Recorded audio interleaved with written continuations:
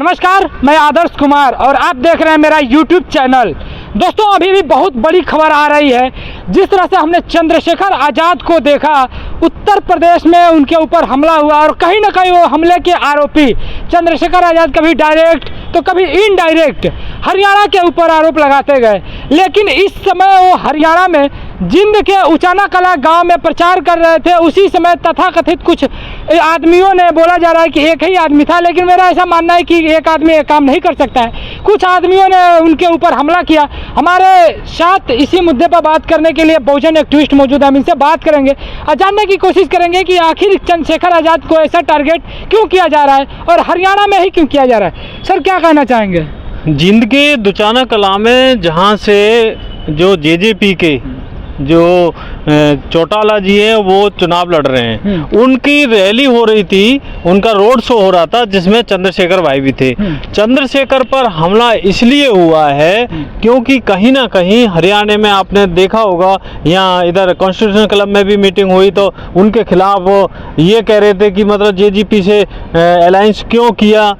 कुछ कहने का मतलब ये है कि उनके लिए जो वोट बैंक है, जो बहुजन समाज का वोट है, वो बैठे बिठाए या तो कांग्रेस को मिल जाए और या फिर बीजेपी को मिल जाए। तो हरियाणा वाले ये लोग ये चाह रहे थे, कुछ जो आरएसएस के विचारधारा के लोग हैं, कि जो चंद्रशेखर है हरियाणा से चुनाव ना लड़े, ताकि ये चाहे तो कांग्रेस हो या बीजेपी हो, इनकी सरकार बनती रहे।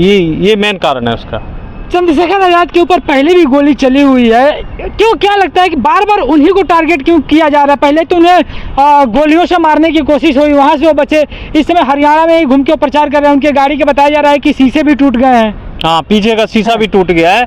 लेकिन आपने ये बोला ना कि चंद्रशेखर पे ही हमला क्यों होता है। चंद्रशेखर पे नहीं, बहुजन समाज के जो भी एक्टिविस्ट होते हैं, नेता होते हैं और जो मुख्य आदमी हैं, उन पे आपने देखा होगा बिहार में गोल्डन दास ने थोड़ा चेहरा चमकाया या बहुजनों की आवाज़ उठाना चाहे तो उनको हाथ तोड़ दिया, पैर तोड़ दिया, और ना जो जज पूछ रहा है कैसे टूटा, ना जेल में पूछ रहा है। ठीक उसी तरह से चंद्रशेखर तो सांसद भी हैं। अब सरकार क्या कर रही है, सरकार का आउटपुट क्या है, LIU क्या कर रहा है, कोई रिपोर्ट नहीं दे रहा कि कितनी भीड़ है, कितनी मॉब है और कैसे हमला हो सकता है। चंद्रशेखर पर पहले भी हमला हो चुका है, उनकी जान के लिए खतरा है। उसको देखते हुए सेंट्रल गवर्नमेंट को, होम मिनिस्ट्री को, उनको Z+ सिक्योरिटी देनी चाहिए। नहीं तो कहीं ना कहीं आपने देखा होगा पहले गोली छू के निकल गई थी, और ये तो एक जैसे टेस्टिंग किया गया कि कितना बवाल होगा, बहुजन समाज के लोग कितना आवाज़ उठाएंगे। नहीं तो कहीं भी कोई भी मर्डर हो सकता है, जब पत्थरबाजी हो सकती है। गाड़ी, हालांकि उनकी गाड़ी अभी बुलेट प्रूफ गाड़ी बनवा ली गई है उन्होंने, लेकिन फिर भी शीशा टूटा है तो अब कुछ भी हो सकता है। हालांकि उनके साथ उनके Y+ सिक्योरिटी दी है, लेकिन उनकी सुरक्षा को देखते हुए Z+ सिक्योरिटी सरकार को देनी चाहिए। एक फिल्म का डायलॉग है जो अभी मुझको इमीडिएटली याद आ गया कि तुम्हारे घर बुलेट प्रूफ तो हो सकते हैं लेकिन पत्थर प्रूफ नहीं हो सकते हैं। तो क्या लगता है कि हरियाणा इलेक्शन में जो चंद्रशेखर आज़ाद प्रचार कर रहे हैं, क्या हरियाणा इलेक्शन में आज़ाद समाज पार्टी और जेजेपी का कोई इतना बड़ा रोल है? क्या उससे किसी पार्टी को खतरा होना चाहिए? सबसे बड़ी बात ये है, ये इस देश में खेल चल रहा है, ये कांग्रेस या बीजेपी या कांग्रेस। आपने देखा होगा बहुजन के जो हमारे सोशल एक्टिविस्ट हैं, यूट्यूबर हैं, जो भी मीडिया में काम कर रहे हैं, वो लोग आवाज़ उठा रहे हैं। और जहाँ तो गोदी मीडिया में चंद्रशेखर की बात ही नहीं करते या जेजेपी की बात नहीं करते, हमारे जो भी नेता हैं उनकी बात नहीं करते, ताकि एक प्रचार कर करके वोटर्स के अनकॉन्शियस माइंड में ये बैठा दिया जाए कि या तो बीजेपी है या कांग्रेस है, और कुछ है ही नहीं। यहाँ तक कि चंद्रशेखर पूरे देश में सबसे प्रसिद्ध नेता है, सबसे पॉपुलर लीडर हैं, ईमानदार हैं। संसद में आपने देखा होगा सबसे ज़्यादा सबकी आवाज़ उठाने वाले नेता आज की डेट में चंद्रशेखर हैं। लेकिन उनको इग्नोर सिर्फ इसलिए किया जा रहा है, ये तो आपने इग्नोर कहाँ किया जा रहा है? उनके ऊपर तो पत्थरबाजी की जा रही है। पत्थरबाजी करने से गोली चलाई जा रही है।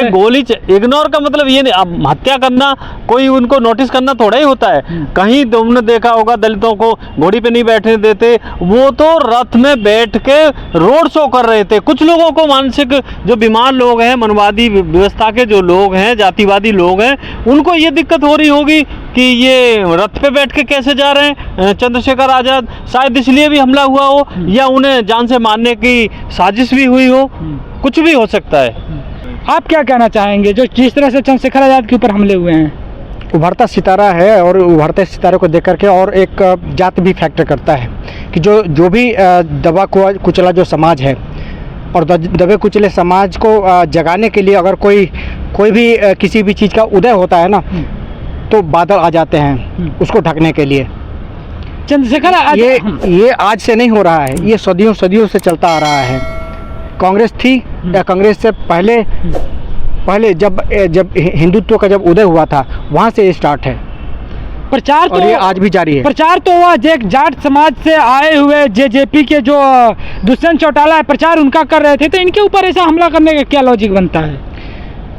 क्या जलन है इनसे? क्या कोई दिक्कत है? पुरानी रंजिश पॉलिटिकल रंजिश है। पॉलिटिकल रंजिश हो सकती है कि भाई किसी भी तरीके से जो है चरित्र हनन कर दिया जाए, किसी भी तरीके से जो है डिमोलाइज कर दिया जाए ताकि ये हार जाएं और हम जीत जाएं।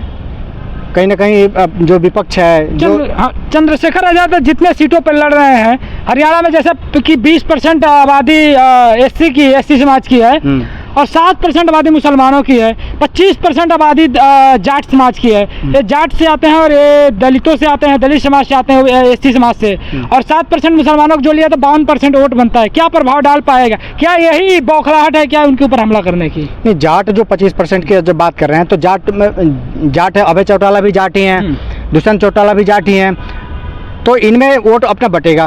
और जहाँ तक दलित समाज की बात है जो 20% की बात कर रहे हैं, 20% जो वोट बैंक है, तो 20% में इधर मायावती भी हैं, इधर चंद्रशेखर भी हैं, उधर कांग्रेस प्रमोट कर रही है शैलजा को, तो शैलजा को भी ये कहा जा रहा है कि शैलजा भी जो दलित समाज का जो प्रतिनिधित्व कर रही हैं, तो वो भी वोट बैंक की राजनीति कर रही है, वोट काटेंगी थोड़े बहुत।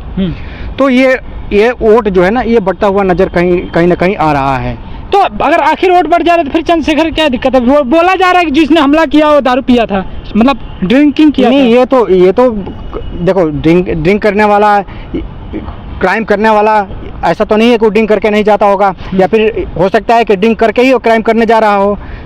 ऐसा हो सकता है कि वो पहले से प्लानिंग कर लिया हो इस तरह का।